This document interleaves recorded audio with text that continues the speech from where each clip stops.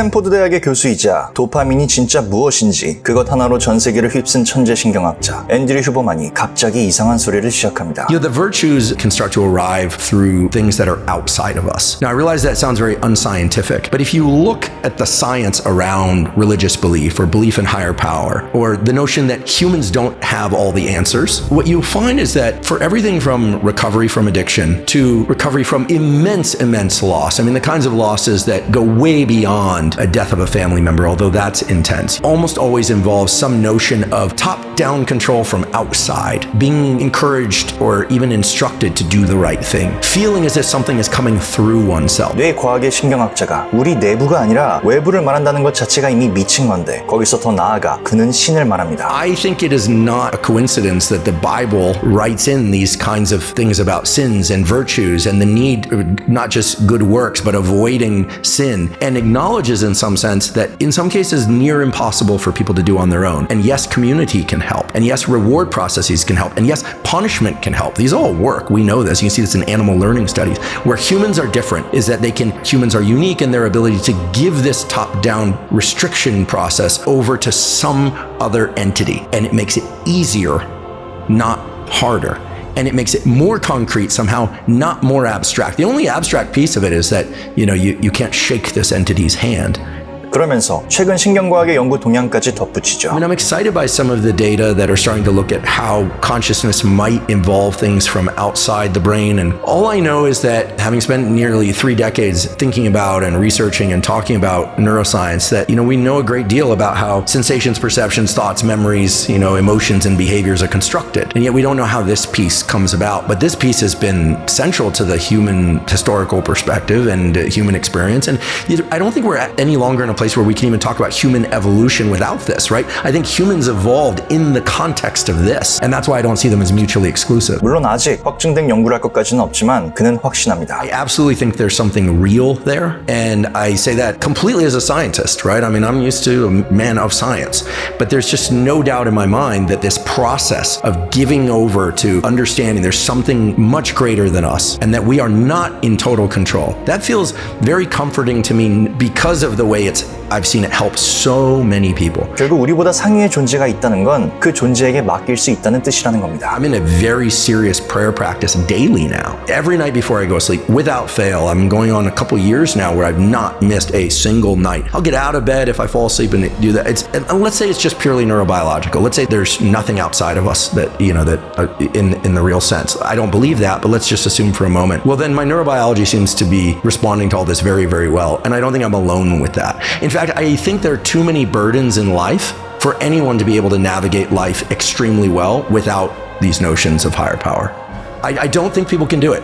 And you could show me the most successful, wealthiest people in the world, and I would say, yeah, but they are highly deficient in this area. Not because I'm judging them, right? We're all deficient in some area, but it must be. It has to be, because there's this huge gap in the knowledge set. 앤드류 휴버만이 어떤 사람인지 알면 이 얘기가 얼마나 놀라운지 감이 오실 겁니다. 그는 제가 약 6년 전에 시작했던 자금이, 그러니까 자위금지위원회 같은 걸 하면서 나름 금딸 열풍 속에 있었을 때 얼마나 많은 과학 천재들이 제 채널을 징그럽다며 욕했는지 모릅니다. 그런데 앤드류 휴버만이 약 3년 전부터 각종 SNS 피드를 점령하더니 음란물이 뇌를 박살내고 결국 내가 하는 뇌가 아니라 남이 하는 걸 보는 뇌로 리와이어링 된다는 걸 신경학적으로 풀어 말하기 시작하면서 금딸이 열풍이 아니라 하나의 신경학적 리셋처럼 대우받기 시작한 겁니다. 그런 그가 어떤 결정적 연구 결과를 들이밀어서가 아니라 그냥 믿는다. 상해의 존재가 분명히 있다. 나아가 2년 전부터는 성경의 구약과 신약을 무조건 읽어야 한다. 이런 식으로 말하기 시작했다는 게 너무 놀랍다는 겁니다. And as a consequence, everything's become much easier. It's still challenging, but much, much easier. And it's 100% because of giving over to notion of higher power. I'm very direct about it. It's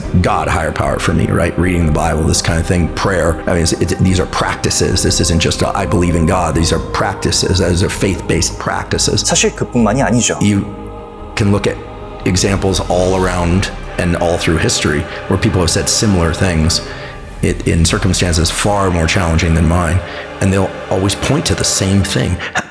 I mean, people are pretty can be pretty irrational, but at the same time, humans are also pretty miraculous in what they're able to build and develop, and this whole thing, God and religion has not been discarded. If anything, it's growing, right? I mean, you know the data on that better than I.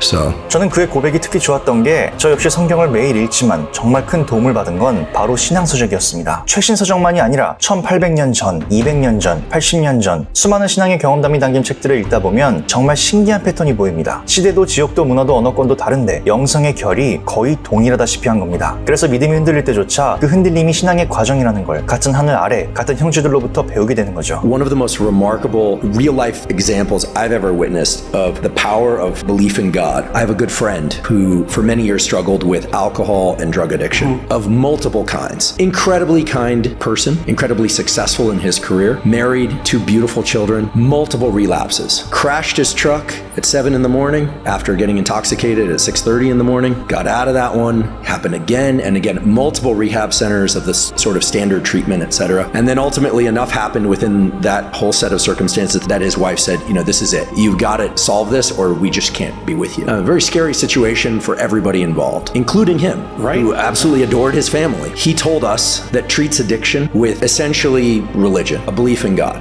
He was already fairly religious. Most Sundays he attended church and things of that sort. And you can imagine we all thought, including myself, like, okay, dude, good luck. Yeah. I hope this works, but like 0 - 1 confidence in his ability to get and stay sober. He just had not succeeded prior to this. He's been sober more than 4 years now. He got out of there and never looked back. And I wonder now, it's almost like he got another prefrontal cortex, a more powerful Right. prefrontal Right. cortex. 이런 종류의 기적에 대해 피터슨 교수가 말합니다. You can invite in spirits to possess you. Now imagine that you're doing that in the most positive possible direction. So what you're doing is you're generating a hypothesis about the mode of conduct and perception that would best typify you if you were ideal, and then establishing a relationship with that and inviting it in. That's what the evangelical Protestants are doing when they formulate a personal relationship with Jesus Christ. That's exactly what they're doing.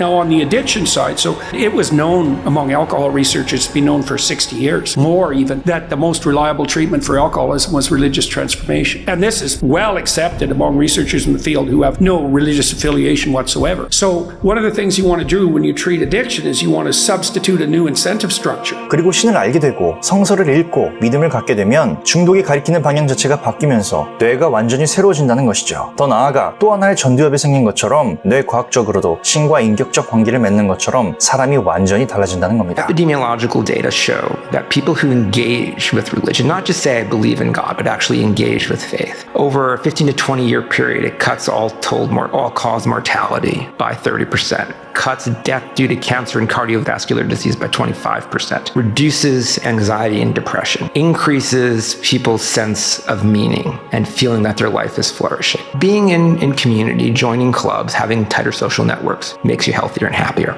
But the effect size is larger for religious community. They're doing something in those communities, and I think it's the practices they do that matter. And even among young adults, where we're seeing increasing levels of anxiety and depression, even private practices, things like prayer and meditation are showing up as ways to buffer those and protect against them. 물론 종교와 관련된 연구들, 실제 데이터로 나온 자료들도 적지 않습니다. 하지만 솔직히 말하면 그런 것들은 부가적인 이야기입니다. 대부분의 신앙인, 특히 기독교인들은 어떤 심리학적이거나 신경학적인 이점을 얻기 위해서라기보다 조금 종교적 언어를 쓰자면 하나님의 주권 아래에서 하나님이 직접 만나주시는 인격적 경험을 하기 때문에 그래서 신앙인이 되는 경우가 더 많고 더 확실하다는 겁니다. 무엇보다 중독이든 잘 나아가는 커리어에서의 통제든 우리는 불교적 명상식으로 그냥 내려놓기만 하거나 힌두교 영상처럼 우주와 합일되는 방식으로 가기보다 성령적 방식으로 기도를 통해 하나님과 대화하고 내 모든 것을 주님께 맡김으로써 삶이 정렬된다는 겁니다. 여기서 말하는 형통은 한 분야에서 엄청난 전문가가 되거나 부자가 되는 탁월함만이 아니라 그저 일상과 관계, 무엇보다 삶에 가장 근접한 것들의 가치가 이상하리만큼 높아지는 변화라는 거죠. 결국 신앙은 어떤 이점을 찾아내는 게 아니라 찾아오신 그분께 항복하는 일입니다. 그러면 이점들은 되게 부산물처럼 따라오는 것에 가깝죠. Personal life and my romantic life is feeling awesome these days, and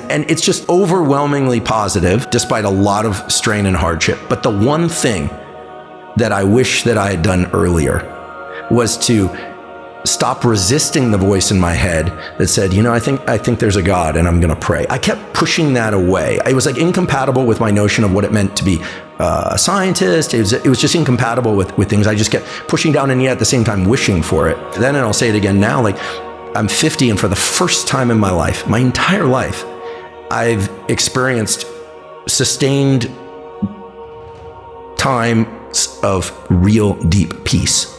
Like just peace. Like everything's okay. Everything is as it should be, not just some little mantra that you say when you're on the big Sur coast. And why?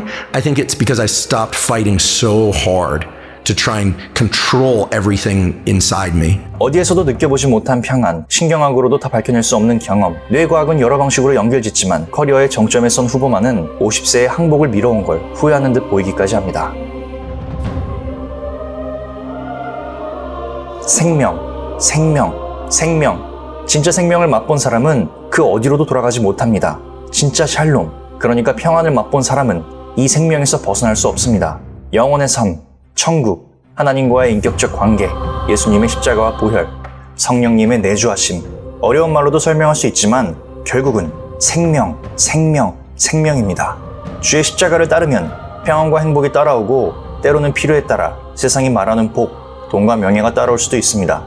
그런데 그게 핵심이 아닙니다. 중요한 건 생명, 우리가 가질 수 없었던 그 생명을 주시기 위해 하늘에서 땅으로 그리고 말씀으로 오신 분이 계시다는 겁니다. 이 기쁜 소식을 더듬어가면서도 말하는 뇌과학자이자 신경학계의 거물 앤드류 후버만을 보니 저 역시 먼 땅에서나마 그 기쁨이 전해지는 것 같습니다. 여러분도 어디에 무엇을 하시든지 그와 같이 미치길 바라는 저런 남자는 유튜브 읽어주는 남자입니다. For me, it's all about being loving but realistic. Prayer helps me arrive there. It does many, many other things. I also just feel like our time here is limited. Never ever think of myself as like, okay, like I'm here professing to people. I just love being a part of it. I also